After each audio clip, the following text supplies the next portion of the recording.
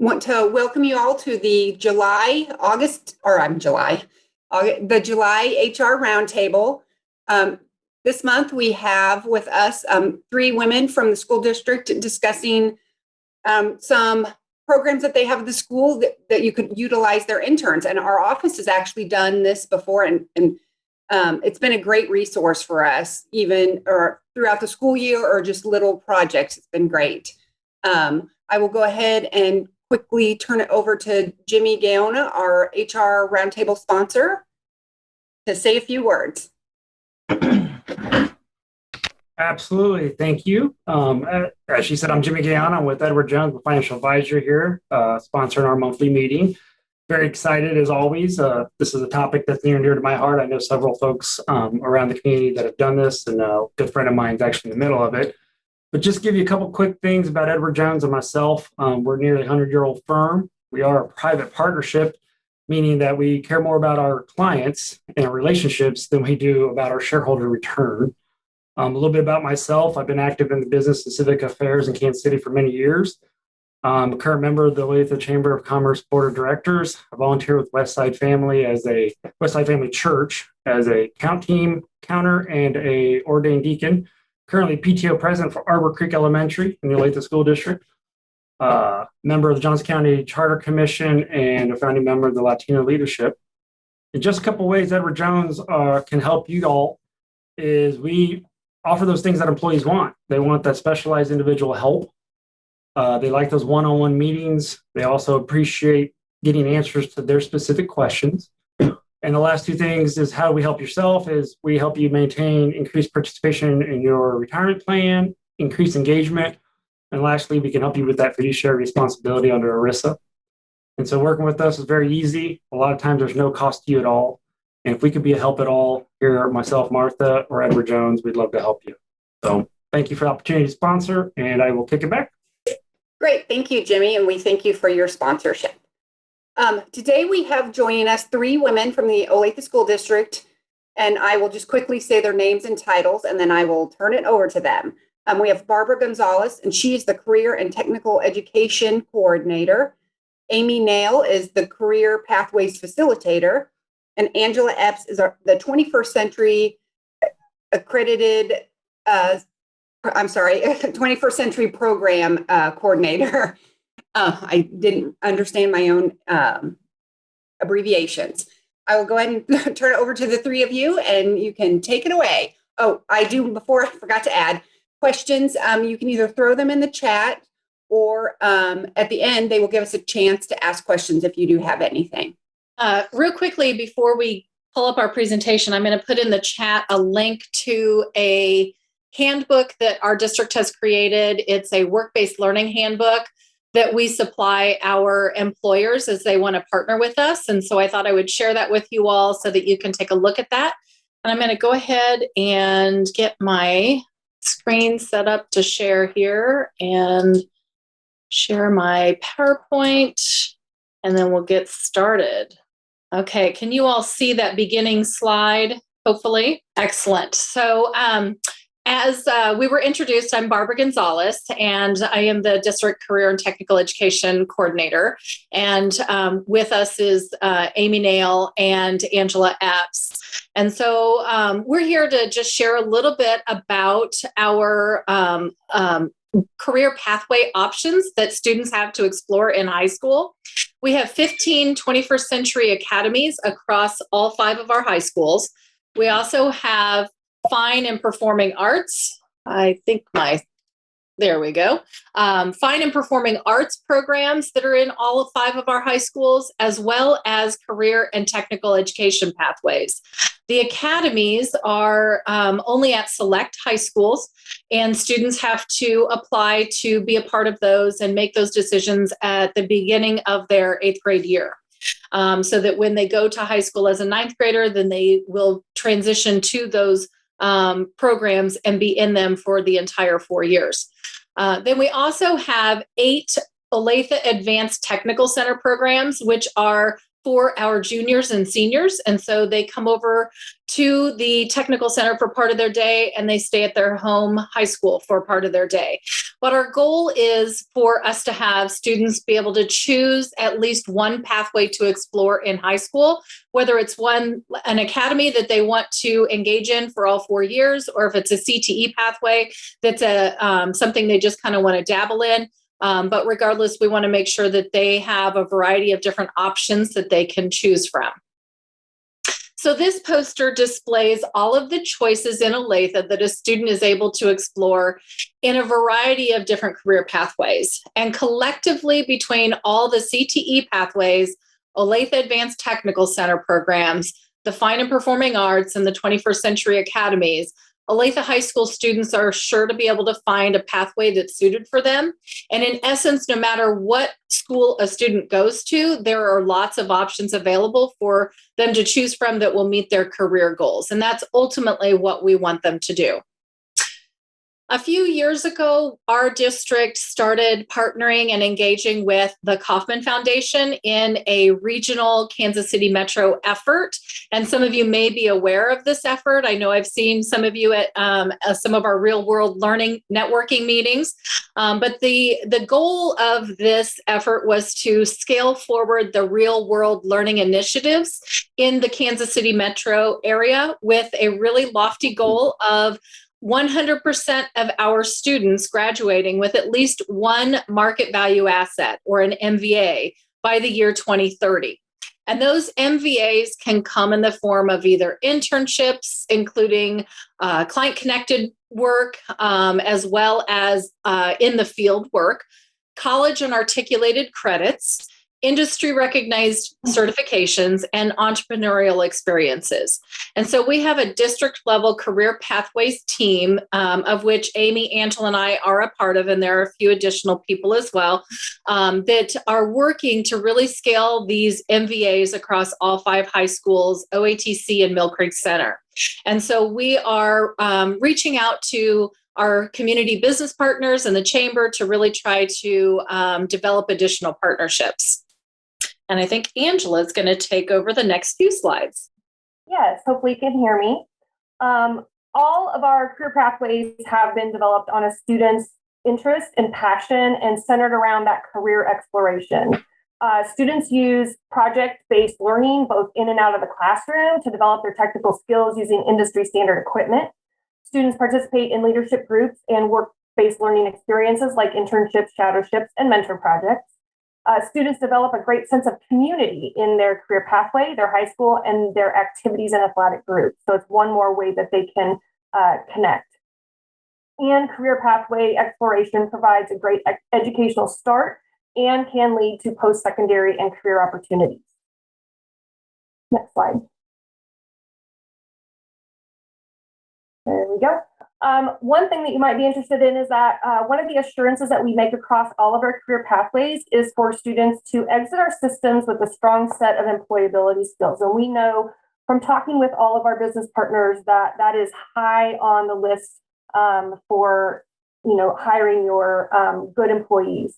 Olathe has adopted the career-ready practices developed by Advanced CTE and 21st Century Academy Advisory Committee members, which provides a framework for the developmental experiences necessary to becoming career-ready. Their skills are taught in practice, using experiences in many different settings with a variety of approaches. Students refine these practices by receiving feedback throughout their full continuum of learning. Now it's Amy. All right, so in front of you, you guys will see kind of a picture of what our work-based learning employer handbook looks like.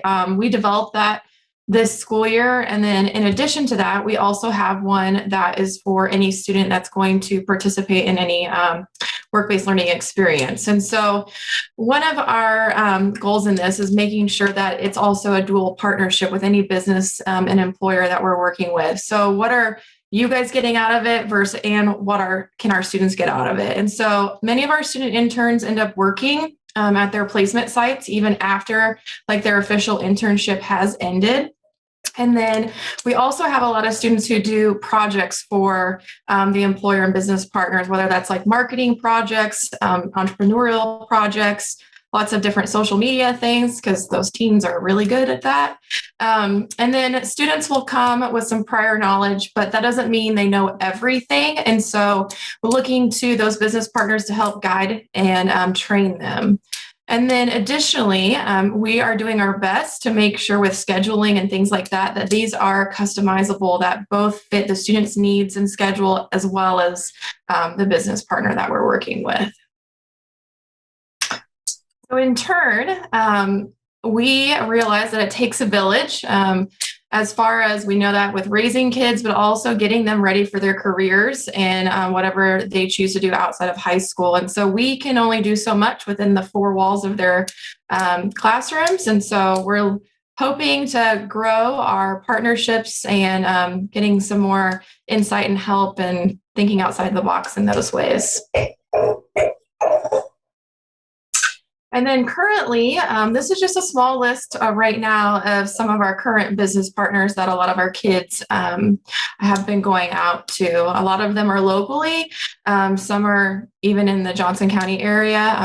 We do run into some roadblocks with businesses being able to support us because we also have Blue Valley and Shawnee Mission, and it is a lot to ask of people at times. And so any ideas and concepts that anybody could give us would be helpful. We'll take anything.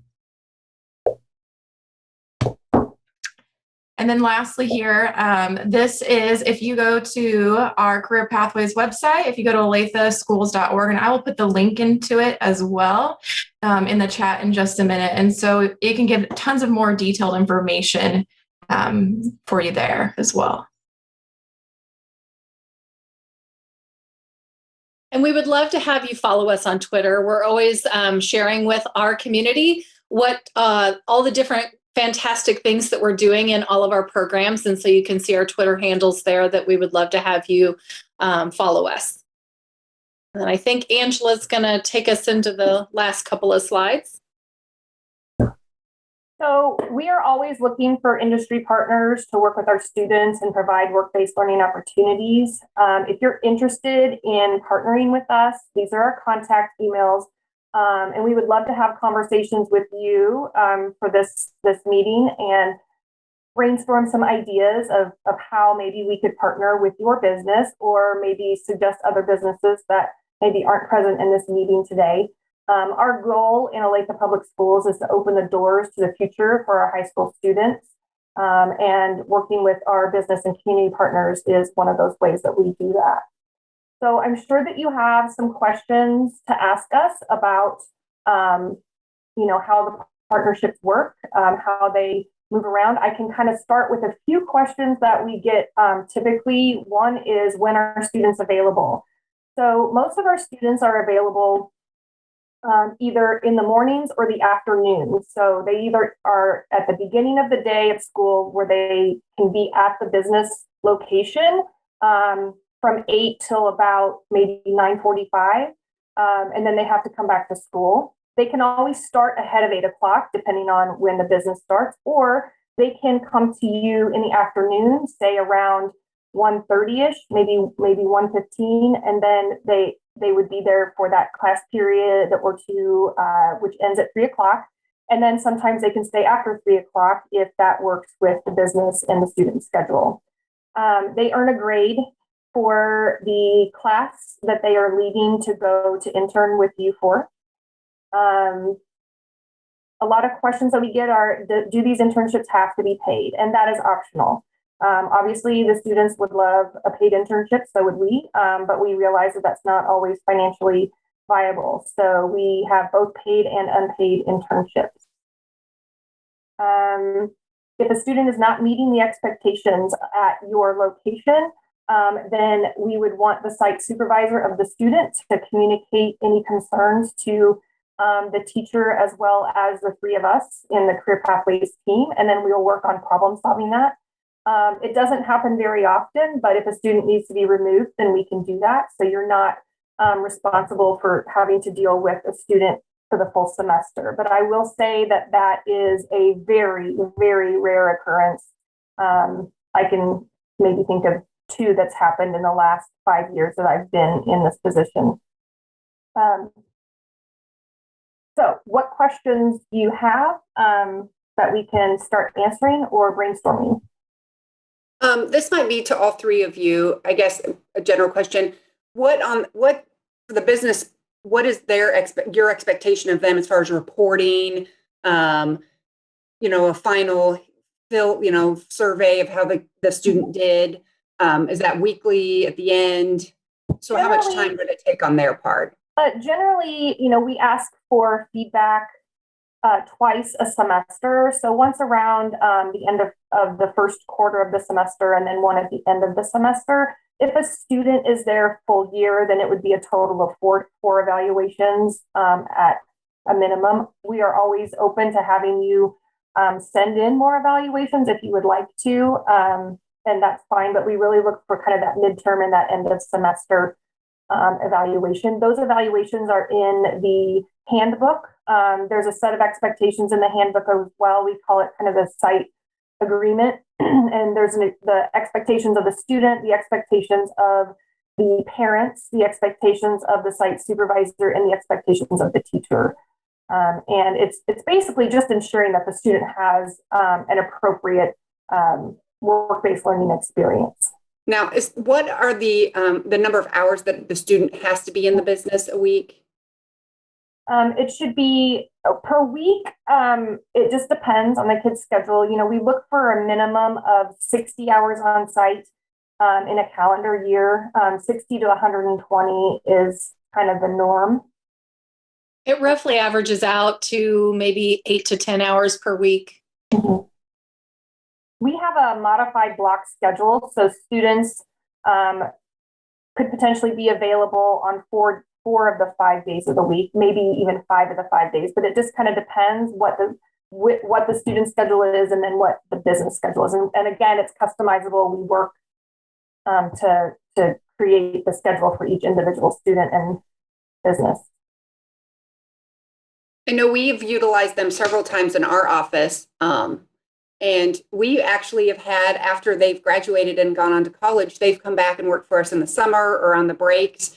And it's great because it's somebody that just start right back up from where they were or know what they're getting into. So the chambers utilize them and found a great resource. Fortunately, we're not in the office right now, so we don't have any, but hopefully we will get back there soon. Anyone have any questions or ideas? Other places maybe that they can reach out to? Do you only school year only?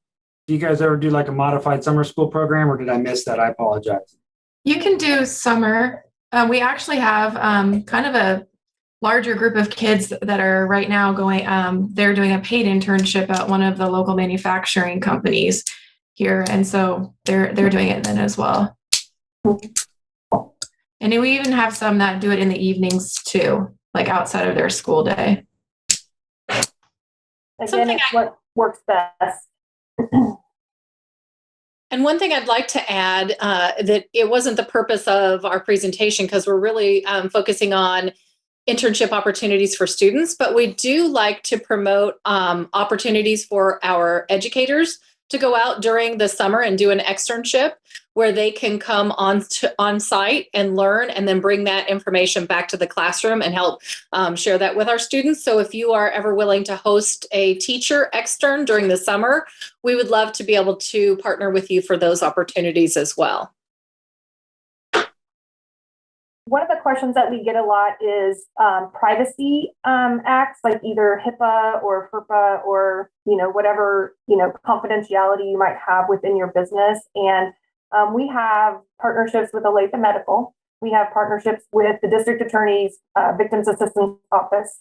And so we have examples of how those businesses work with those confidentiality aspects. The victims assistance unit, they bring the students in and they, as well as their parents, and they sign confidentiality agreements. The information that we have with the hospital, they are willing to share how they work through that, with their orientation days, and the expectations that are expected of them while they're there. So if that's a worry, we can share what other businesses are doing, and we can work with you on that. Maybe it is in the handbook, but is there any place either online or do you guys have a list of I guess every single thing might be impossible, but types of internships that are possible, the students that are possible from, office? Is there an opportunity in manufacturing or auto tech? Does it run the gamut of all of those? Pretty much. If you have a spot where you think you could utilize a student intern, I'm sure we can find one that has an interest in that area. I have a huge list of students that have applied to be placed in an internship, and they have listed their interests. And in looking at them, right now I've got, engineering, I've got environmental interests. We have obviously the medical field. I can shoot out a few more as soon as it loads on my computer, but anywhere to marketing, wealth management. We just started working with Mariner Wealth, and they are looking at taking on, they usually take 2 students, but they're looking at maybe taking a few more and then rotating them through their departments. So the students get a little bit of all the different aspects of wealth management. And I did just put into the chat a link to our career pathways page where it lists out all of the different pathways. I'll also additionally put in the link to the 21st Century Academies here in just a second.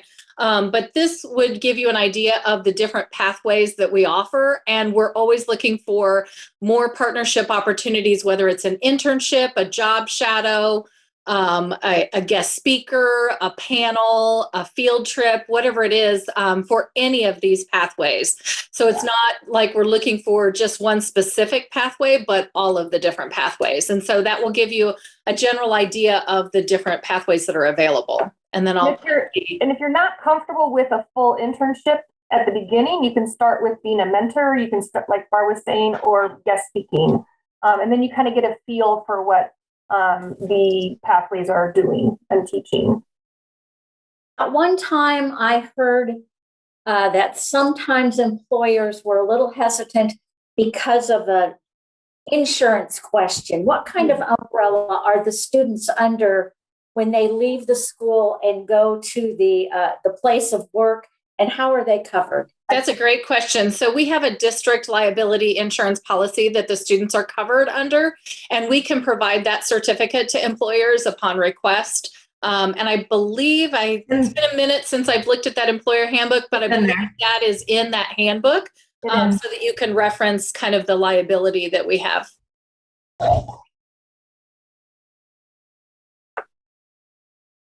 If you were thinking about taking on an intern or two, the process for selecting students would be, like I said, I have a list of students with interests, so I could match up the interests with your type of business, and then I can send you resumes, and you can look at the resumes of the students, and then decide if you wanted to interview those students, and then you could interview from a pool and select from that. That's one way. Another way is if you just say, I trust you, and we do have some businesses that we've worked with for a while, they just trust that we send them quality students, and we fit that interest with that career placement, and we just place them there. So you kind of have some opportunities to do either the interview process, or we can place them with you ourselves. I think you halfway answered one of my questions, Angela. We have hosted a few summer interns, I think, through this program with Jennifer mentoring the students. So that's kind of how they got into the pipeline for me. But I know we've got a lot of other departments beyond accounting and international sales where we currently have students like manufacturing. So if we wanted to expand our involvement in the program for the fall, is there a good timing when you start these students as a group, or is it kind of one-off based on the business? We are looking for placements right now. And once we get them placed, then typically the first day is the Tuesday after Labor Day. If you wait till spring, then the first day would be the day after Martin Luther King holiday. So we usually have those first couple of weeks of the semester where we get the kids oriented to school for the semester, and then we work with them on refreshing their employability skills and kind of some workshops on prior to going into their internships. So what would be the best way to get started if we were interested in offering an internship? What would we need to do to get that process started? Yes, great question. In the chat, I just put a link to our real world learning page on our website, where it actually has a link that you can click on if you are interested in becoming a partner. And so you can fill out that interest form. We've just started using a new work-based learning platform called Transio, and we will hopefully have it up and running a little bit more, where we'll have some additional links where if you have a specific internship that you want to offer, there will be an external link where you can actually go in and enter the internship information, and it'll go right into our library of options so that students can apply for those. It's not quite tweaked yet. We're still working with our district technology to get it finalized, but we hope to have it ready by the time that school starts. And we'll make sure that that link gets put on the Career Pathways webpage as well. And so you can either email any of us, or you can fill out that interest form that's on the link that I said about interested in becoming a partner. And I'm putting our emails into the chat box. And I look up their middle initials. And I did also put a link to the slide deck so that you have that. And it's also got all of our emails on that last, I think the second to last slide. And so you have a lot of different links in the chat that you can explore. And Jimmy, I'd be glad to send that to you. And if you guys are interested, like immediately, then I would love to, Amy and I, or Barb and I, or all three of us can chat with you, and I can kind of send you a list of students. I could send you the resumes right away. We can talk about, the logistics of it. You could read through the booklet real quick first and then ask questions. I'm free the rest of the day. So as far as free from meetings. So if anybody wanted to chat with me individually, or set up a meeting for later this week or next week, that would be fabulous. And we can iron that stuff out. Question for all. Sorry, go ahead. Go ahead, Jimmy. A question for all three. Just, maybe one or two things that you hear the student gives from this real life experience. Just to understand, like, the reason why, like the big why, right? And you can't use experience.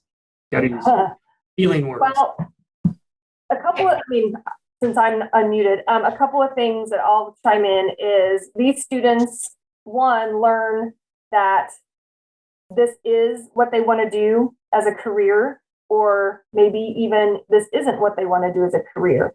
And I don't even know if I have the right words to express what students get out of this from, just being overjoyed with the real world experiences. Like, they're doing the job. They are a step ahead when they go to post-secondary, whether it's a technical school or a four-year university. They are creating connections for them to come back to once they've finished a degree or a certification. It gives them kind of that currency leaving high school where they can utilize that in their future. Barb, Amy? I think something, I just came out of the classroom a year ago, and this summer going to observe some of these students that we have in internships this summer. One of the biggest things that I feel like they were learning outside of the actual workplace experience is just how to be professional, how to have adult conversations, how to show up to work on time, all of those just small employability skills that they hear from us as teachers, telling them day in and day out not to be on their phone, and it kind of goes one ear out the other. And because they think a lot of times that, I'm going to go do this. This is just like my fast food job, that I work on the side down the street. And so I think that's huge for a lot of these kids to be able to experience. I think for me, it's the hands-on skill training. And it's, while we are able to do that in many of our classes, it's in a large classroom with group setting. It's not them coming out and actually individually applying those skills. And so when they go out into the workforce, it's them being able to do that. It's not like they've got 30 other kids in the class that they are all doing the hands-on skill at the same time. They're taking that to the workforce and actually applying in a real world setting.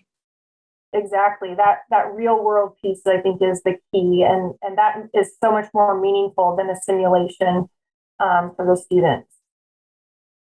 I can add from an employer's perspective, since we've done this a couple summers now, we've had students that have continued their high school internships into college internships, or even some that are working full time. And the confidence they get just from even one summer in a professional environment is a really big deal to them too, from an employer perspective. I kind of see that develop over a few weeks. So that's neat to watch.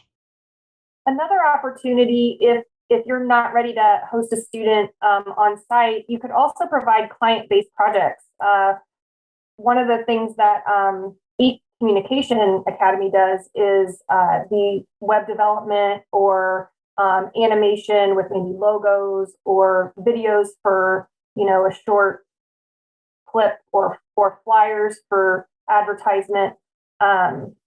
They have a harder time leaving the classroom for an internship based on their schedules. So they do more client work, whereas, the medical professions or any of the medical-based academies or programs, they need to go on site, which is also true with a lot of the academies. So there's also that opportunity. If you have something that somebody could work on just at a computer and it doesn't have to be at the office, that's another option. So hi, my name's Chris. I'm with McCown Gordon Construction. I'm an executive within our K through 12 group, and we do this quite a bit. And honestly, I don't think we've done it with Olathe yet. So that was part of why I was joining. But I will tell you, you guys have your stuff together, for lack of a better term. Very impressive, because a lot of school districts we work with, they're sort of trying to formulate a plan, and you guys by far, wow, I didn't realize you guys were so far along. I do have two questions. One was, and I just missed it, you said you place your students, I heard May, and then I wasn't sure on the second date you mentioned. So the Tuesday after Labor Day would be one start date for the fall semester, and then the Tuesday after Martin Luther King holiday is the start date of the second semester. We usually end the semester placement about 2 weeks before the end of the semester because they have dead week and finals. And then same thing in the spring semester. And then for summer, they're available, after school's out until, throughout the entire summer, if that's something that you're interested in. Okay. And then, Carol, I think you asked about insurance and liability, which was a good question. That's something we've always dealt with. And then the second one is, we've experienced that depending on age, especially being under 18, there's very specific tasks you can have them perform. So can you talk a little bit about that? Yeah, we understand that there are some age limitations in different industries. So we work with employers and customize it for whatever we are able to do with the age limitations and whatever you guys feel comfortable allowing them to do. We like to push this employers to really work with the students to give them as many opportunities as we can. But we do recognize that there are some limitations. And so we really customize that experience with the employers individually. At the hospital, there's a couple of departments where you have to be 18 to participate or to be in that area. But other than that, the rest of them can be 17. And then we target the kids that turn 18 early to be, or they're 18 already when second semester starts. So again, we can look for those birth dates as well. Yeah, and we recognize construction sometimes has that 18 limit as well. So we are happy to chat with you about what we can do with like our OATC construction trades. We also have our comprehensive construction and design pathway, our design academy. So we would love to maybe have a separate meeting where we can talk about what some of those possible skills are that they could come and do. One other thought process for that is we had that question for this summer internship that's happening right now with a group of kids. And what the employer decided to do was to make them employees of the company. So then the company's insurance helped cover them further than just the liability from their school district. So that's another avenue if that's something that's feasible and optional for you. Now, for the summer internships, do they only do that between junior and senior year, or can they do that after their senior year once they've graduated or are no longer? This summer, the company that, this specific company that's working with us, what they did is if they got any, they had a little application process that the students went through. And then if they got a student that had just graduated, it turned into a job interview and not an internship experience. And so that's kind of how that worked for a couple of the kids that way. But most of them were juniors going to be seniors. And all of the interns are juniors and seniors, correct? It doesn't start before that. Typically, they're all typically they're all seniors. Okay. There's some exceptions, but that would be a student that is highly exceptional in their skill set. We like to make sure that they've had the required sequence of coursework before we actually release them out into the field. And we don't just allow any random student to go out and do an internship. They have to have proven that they've actually followed that sequence of coursework in a particular career pathway. And they submit a resume, and then we, have a conversation with the teacher about each of the students that's requested an internship to make sure that they have that skill set for what they requested. Speaking to the real life experience, we did have an intern. I believe she was in a marketing or fashion design career pathway. And after working in our office and working closely with one of our employees that deals with HR, I believe she kind of started looking at that when she went to college, which was interesting. So it's I've changed my mind on what I want to do, and something she wouldn't have been exposed to otherwise. Yes, and that's a huge win to be able to, we have these narrow lanes of what kids think they want to do as a career, but then within those lanes, there's all these different trails that you can take into different careers that they don't know about. And so that is a great exposure. Do we have any other questions or any other thoughts anyone would like to share? I just have a quick question about industry-specific requirements. So I work in a Montessori school. We're licensed by KDHD, so they'd have to follow the health department requirements for health and safety training, background check, and health assessment.